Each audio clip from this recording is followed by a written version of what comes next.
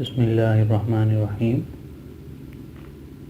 My name is Sohaib Asghar and we are talking about the syllabus class Inter chapter number 16. Basically chapter number 16 जो है वो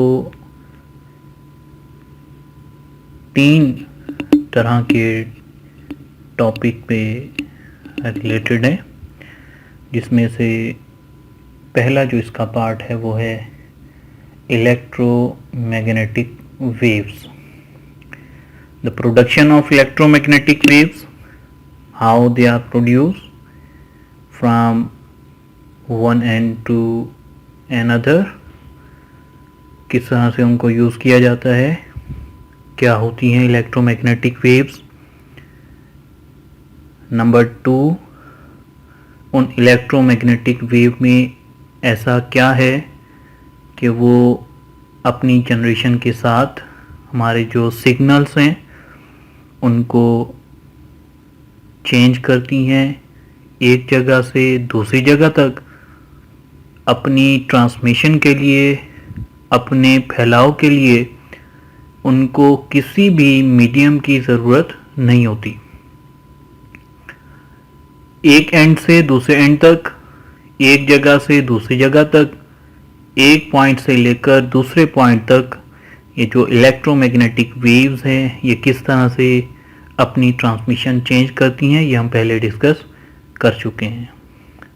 second जो इस chapter का part है वो है सॉलिड स्टेट फिजिक्स। थर्ड जो इसका पार्ट है वो भी इसी के साथ कनेक्टेड है, वो आ जाता है किसमें, इलेक्ट्रॉनिक्स में। तो सॉलिड स्टेट फिजिक्स में है क्या, basically solid state physics is the branch of physics that deal with the structure and the properties of solids.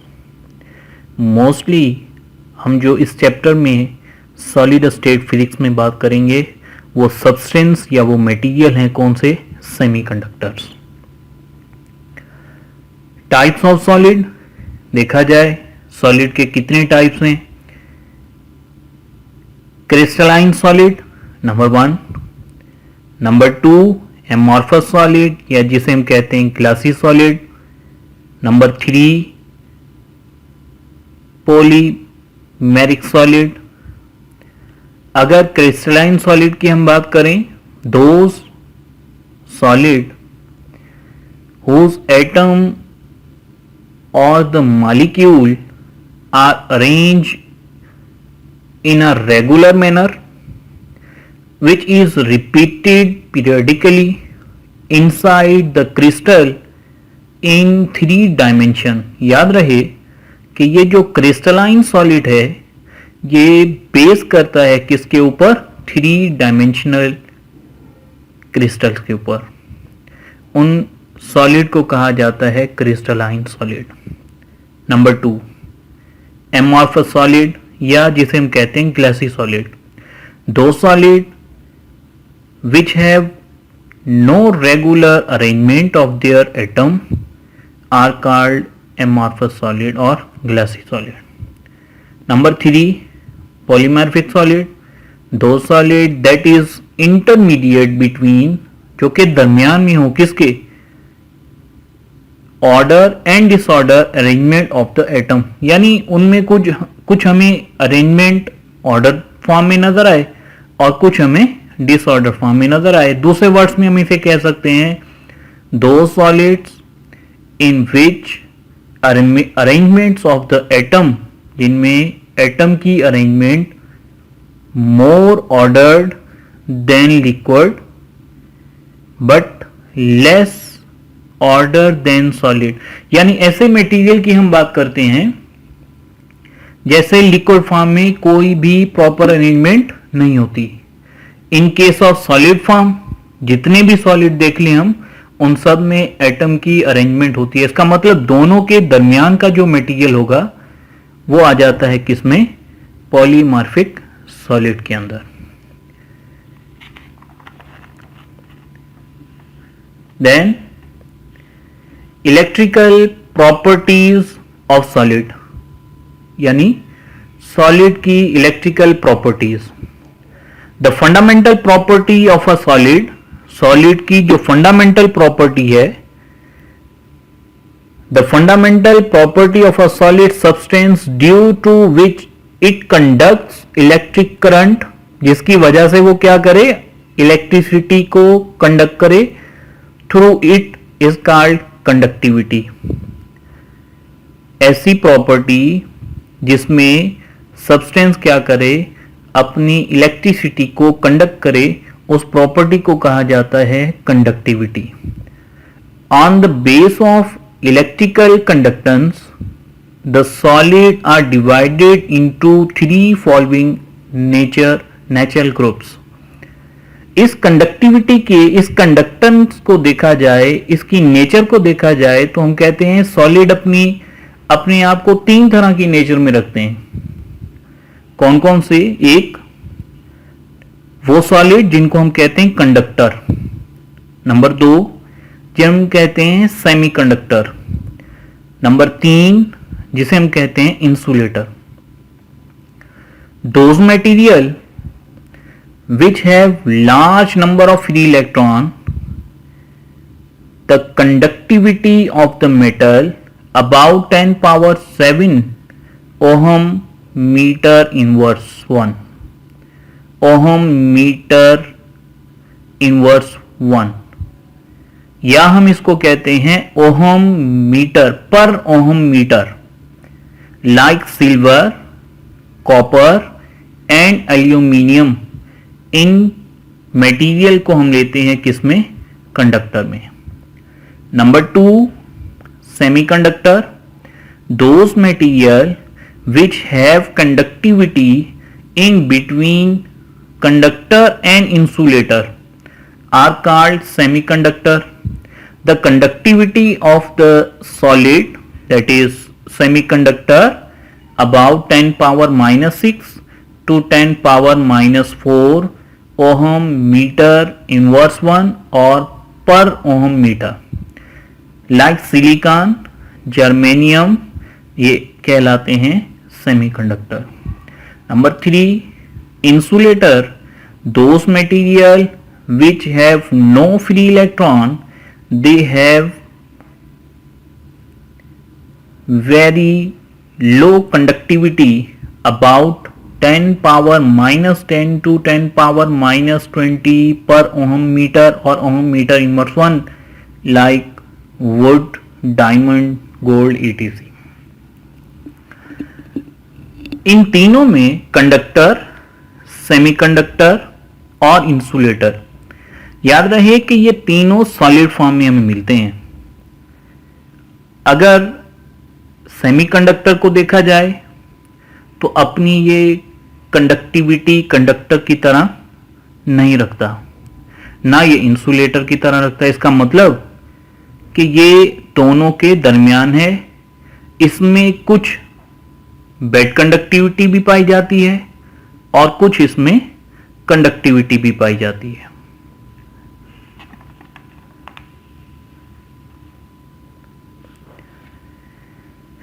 Energy band theory. In a crystalline solid, large number of atoms are close to each other. याद रहे कि crystalline solid में छोटे छोटे जो atoms हैं वे सारे के सारे एक दूसरे के करीब होते हैं। वो सारे के सारे एटम मिलके हमें निकाल के देते हैं crystalline solid. The electron are bounded with the nuclei. वो इलेक्ट्रॉन क्या होते हैं? एटम के न्यूक्लियाई के साथ बाउंडेड होते हैं। इसका मतलब कि न्यूक्लियस की एक फोर्स है जो इन इलेक्ट्रॉन को यहां से निकलने नहीं देती। This atom are combined form solid. ये सारे के सारे एटम मिलके क्या बनाते हैं? सॉलिड को। Each atom of the solid have distant energy level. हर एक एटम के पास अपनी अपनी एनर्जी है। When they are combined, split into n sub level, n energy sub levels. जब ये सारे के सारे मिलते हैं तो नंबर ऑफ एनर्जी लेवल्स हमारे पास आ जाते हैं। n हमें कहता है कि ये कोई 1, 2 10, 12 या 15 एटम नहीं है, बल्कि ये बहुत सारे एटम, इसलिए इसे हमने n के साथ डिनोट कर दिया। This sub levels are called energy state. इन सब लेवल को कहा जाता है energy state. As they are very close to each other, जैसा कि ये सारे के सारे बहुत करीब होते हैं एक दूसरे के, so that they form continuous energy band. ये सारे के सारे एनर्जी लेवल्स एक दूसरे के करीब होने की वजह से अपने अंदर ये कंटिन्यूस एनर्जी बैंड बना लेते हैं। अब वो है क्या? Kinds of band. Number 1, valence band. The lowest energy band is called valence band. Normally, valence electron reside in the bond and are not free to gain energy from applied field. यानी एक ऐसा band, एक ऐसी जगह जहां पे ज्यादातर electron रहता है और वो बाहर से किसी भी एनर्जी को गेन नहीं करता। इसका मतलब एक ऐसी जगह जिसके ऊपर बाहर से आने वाली जो एनर्जी है वो उसके ऊपर एक्ट नहीं करती, ऐसे बैंड को कहा जाता है valence band. Number 2, conduction band. It is upper most band, ये सबसे हाईएस्ट बैंड है ऑफ द एटम।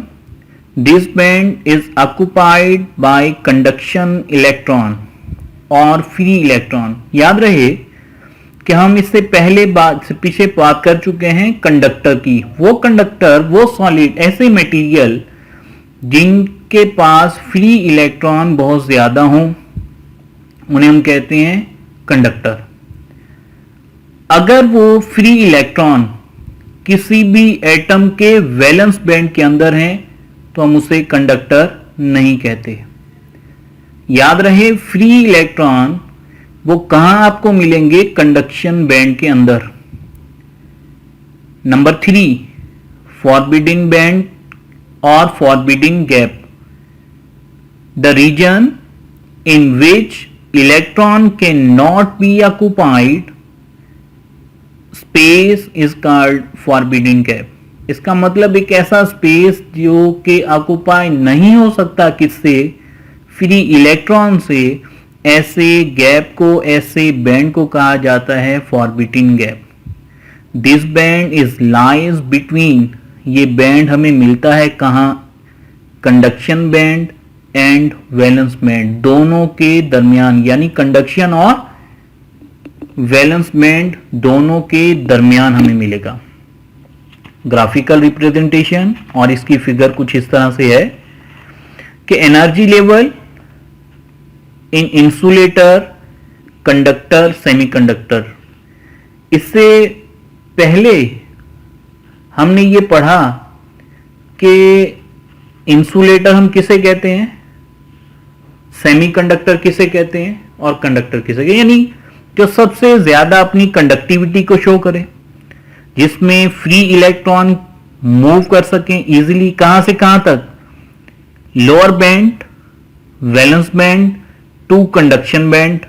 अगर इन दोनों के दरमियान फ्री इलेक्ट्रॉन कंटिन्यूअसली मूव कर सकते हैं तो हम उस मटेरियल को कहेंगे कि ये कंडक्टर है। अगर वैलेंस बैंड और कंडक्शन बैंड दोनों के दरमियान मिलने वाले जो हमें फ्री इलेक्ट्रॉन हैं वो मूव तो करें, लेकिन वो मूव पूरी तरह ना कर सकें, कम मूव करें, ऐसे मटेरियल को हम कहेंगे सेमीकंडक्टर। और ऐसा मटेरियल जिनके वैलेंस बैंड और कंडक्शन बैंड दोनों के दरमियान गैप बहुत ज्यादा हो, ऐसे मटेरियल को हम कहते हैं कि ये हमारे पास इंसुलेटर हैं। फिगर में देखें कि हाईएस्ट एनर्जी बैंड, ऐसा बैंड जहां पे एनर्जी बहुत ज्यादा हो, ऐसे बैंड को कहा जाता है conduction band. Lower energy band, जिसके पास सबसे कम एनर्जी हो, उस बैंड को कहा जाता है कंडक्शन वैलेंस बैंड। याद रहे कि वैलेंस बैंड हमेशा फिल होता है, चाहे वो इंसुलेटर हो, चाहे वो कंडक्टर हो या फिर वो सेमीकंडक्टर हो। अगर कंडक्शन और कंडक्शन बैंड, वैलेंस बैंड दोनों के दरमियान बनने वाला फॉरबिडन गैप, फॉरबिडन बैंड बहुत ज्यादा है, तो ऐसे मटेरियल को हम नाम देते हैं इंसुलेटर।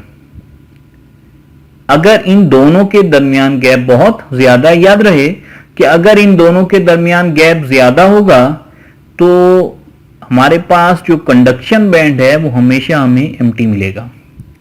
नंबर 2, कंडक्शन बैंड और वैलेंस बैंड, अगर ये दोनों एक दूसरे के बहुत ही करीब हो, इसका मतलब दोनों के दरमियान कोई गैप ही ना हो, ये दोनों एक दूसरे के ऊपर ओवरलैप करें यानी मिले हों, ऐसे मटेरियल को हम कहते हैं कंडक्टर। इसका मतलब है कि वैलेंस बैंड और कंडक्शन बैंड ये आपस में इन इलेक्ट्रॉन को इजीली मूव करवा देते हैं। देन सेमीकंडक्टर, क्या होता है सेमीकंडक्टर में? ऐसा मटेरियल जिनके वैलेंस बैंड और कंडक्शन बैंड दोनों के दरमियान गैप तो हो, लेकिन एज कंपेयर टू इंसुलेटर ये गैप कम होगा, एज कंपेयर टू कंडक्टर ये गैप कुछ ज्यादा होगा। इस गैप को क्या कहा जाता है? Forbidden gap. याद रहे कि अगर सेमीकंडक्टर और कंडक्टर दोनों की नेचर को देखा जाए तो इनके दरमियान भी कंडक्टिविटी है, यानी वैलेंस बैंड और कंडक्शन बैंड ये दोनों एक दूसरे के साथ बिल्कुल ओवरलैप हैं। यहां देखा जाए सेमीकंडक्टर तो यहां पे वैलेंस बैंड और कंडक्शन बैंड दोनों के दरमियान कुछ ना कुछ गैप है, नैरो गैप है, जिसकी वजह से ये अपनी नेचर कंडक्टर की तरह नहीं रखता। ऐसे मटेरियल को हम कहते हैं semi conductor. This is all about solid state physics.